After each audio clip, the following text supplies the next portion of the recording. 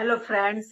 हमारे फेस में जो अक्सर हमारी जो स्किन होता हो जाती है डल डल जैसी हो जाती है और साथ ही हमारे जो स्किन बूढ़ों जैसी हो जाती है, तो उसके लिए मैं एक उपाय बताती हूँ कि आपको कुछ थोड़ा सा फेस की एक्सरसाइज करनी पड़ेगी। फेस की एक्सरसाइज क्या है वो, जैसे कि आपके फेस की एक्सरसाइज, ये हमारी आईब्रोज हमारी बूढ़ी लटकने लगती है, यहाँ पर रिंकल्स वगैरह हो जाते हैं, लकीरें माथे की आ जाती हैं और साथ ही हमारी चीक पर ब्लैक हेड पैचेस पड़ जाते हैं। ये पैचेस को हटाने के लिए ये पैचेस हटाने के लिए अक्सर आपको क्या करना है, आपको थोड़ी अपने फेस में थोड़ा सा एक्सरसाइज करनी पड़ेगी और एक्सरसाइज के साथ साथ आपको थोड़ी सी मसाज करनी पड़ेगी। आपको करना क्या है कि आपको अपनी दो फिंगर को उठा के अपनी आईब्रोज को थोड़ा सा ऊपर उठाना है और ऊपर उठाने के साथ साथ आपको आईज अपनी क्लोज करनी है। आईज क्लोज करने के साथ साथ और ये दो फिंगर लेके आपको आईब्रो को ऊपर की ओर उठाना है। ऊपर की ओर उठाने के साथ साथ आपको आईब्रो बंद रखनी है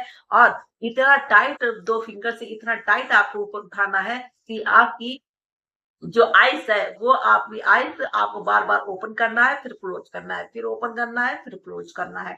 इस तरह से आप कम से कम 5 से 6 बार आपको ऐसा करना है। और अब देखिएगा, मैं आपको थोड़ी देर में दिखाऊंगी कि आपकी आईब्रो आपकी कैसे ये उठी हुई है। देखिए कितनी गौर से देखिए, उठी हुई है कि नहीं। और दोनों फिंगर के साथ आपको बार बार से कम 5 से 6 बार ऐसा करना है।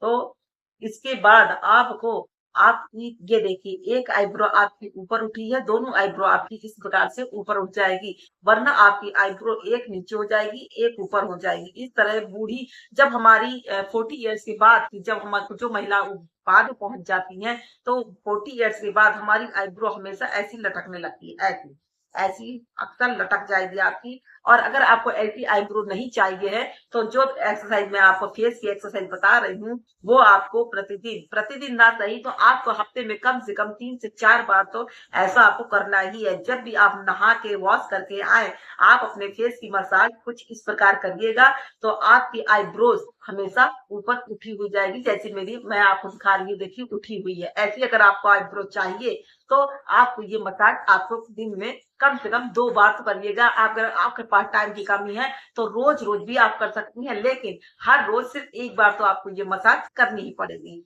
साथ ही आपके फेस में जो रिंकल्स हो जाते हैं, रिंकल्स क्या, माथे पर जो रिंकल्स हो जाती हैं, इस रिंकल्स को हटाने के लिए आपको एक मसाज और करनी है। आप अपने फोरहेड के पास आपको फोरहेड के पास अपनी एक फिंगर को लेके आपको कुछ इस प्रकार लगभग 5 मिनट तक करना है।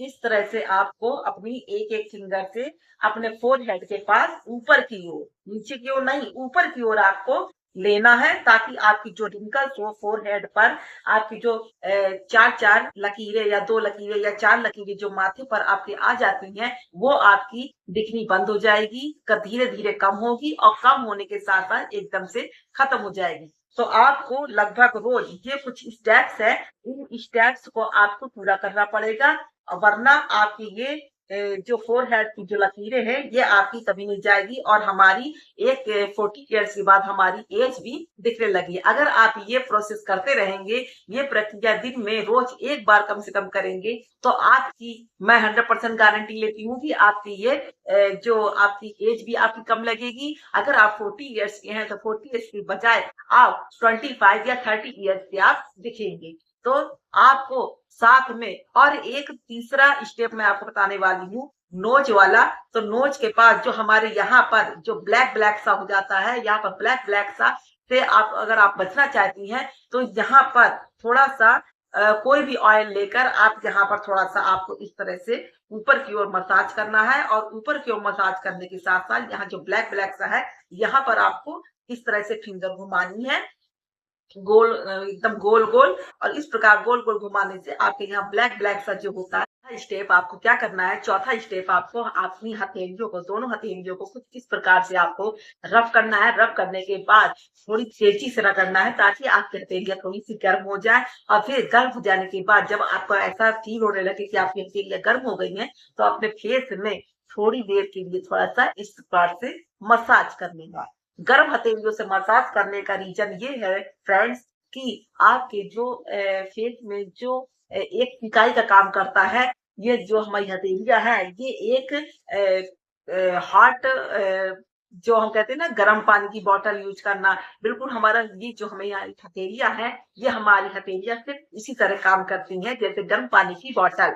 तो अपना इसका इस्तेमाल करिए और इसका इस्तेमाल करने के साथ-साथ आपको इस प्रकार से थोड़ा-सा मसाज करना है। आप चाहे तो कोई भी ऑयल ले सकती हैं। ऑयल अगर आप ऑयल ले लेंगी तो ऑयल से आपके जो फिंगर्स हैं, आपकी जो हथेलियाँ हैं, वो थोड़ा-सा स्लिप करने लगेंगी। तो कुछ ज़्यादा ही बेटर होगा। तो मेरे ख्याल से आप कोई ऑयल ले लीजिएगा।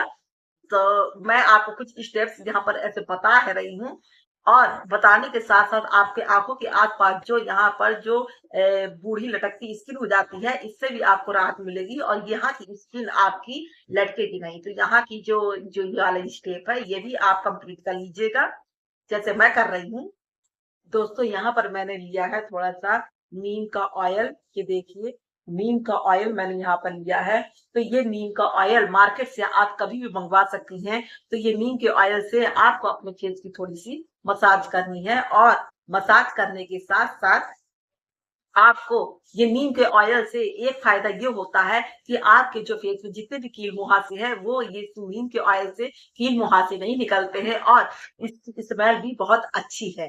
तो आपको थोड़ा-सा इसमें फेस में थोड़ा-सा मसाज करना है और मसाज करने के साथ-साथ आपको अपने फेस से पहले अच्छे से पूरी जगह फैला लेना है और फैलाने के साथ-साथ आपको कुछ अपनी चीक पर इस प्रकार से करना है कि आपकी चीक ऊपर की ओर आपको अपना मसाज जो आपकी जो हथेली है ऊपर की ओर आपको ले जानी है। आप ये तेल से मैं मसाज आपको इसलिए बता रही हूँ, अगर आपके पास नीम का ऑयल नहीं है तो आप कोकोनट ऑयल भी ले सकती हैं। तो आप कोई भी ऑयल अदरवाइज आप कोई भी ऑयल ले सकती हैं, लेकिन कोकोनट ऑयल और ये नीम का ऑयल सबसे बेटर है। नीम का ऑयल तो इतना बेस्ट है आपके फेस के लिए, जिनकी ऑयली स्किन है वो कोकोनट ही ऑयल यूज करिएगा या नीम का ऑयल यूज करिएगा, क्योंकि नीम का ऑयल इसलिए बेस्ट है दोस्तों, क्योंकि ये नीम के तत्वों से मिलकर बना होता है और ये आपके फेस में जो कील मुहासे रिंकल्स वगैरह होते हैं वो जड़ से खत्म कर देता है, क्योंकि ये नीम का ऑयल हमारे अंदर तक ऑब्जर्व हो जाता है।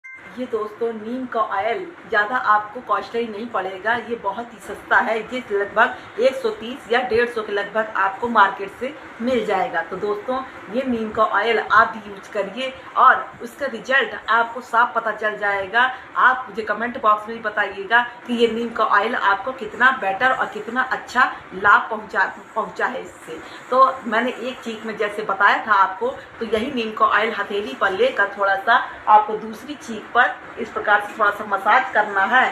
लेकिन आपको दोस्तों ठंडी में तो वैसे भी स्किन हमारी अच्छी हो जाती है, लेकिन समर के टाइम पे गर्मियों के टाइम पे हमें धूप में अक्सर निकलना पड़ता है। तो आप ऑयल से कम दूरी बना के चलिएगा, क्योंकि समर में तो वैसे भी जिनकी ऑयली स्किन है तो ऑयल तो उनके फेस से निकलता ही रहता है।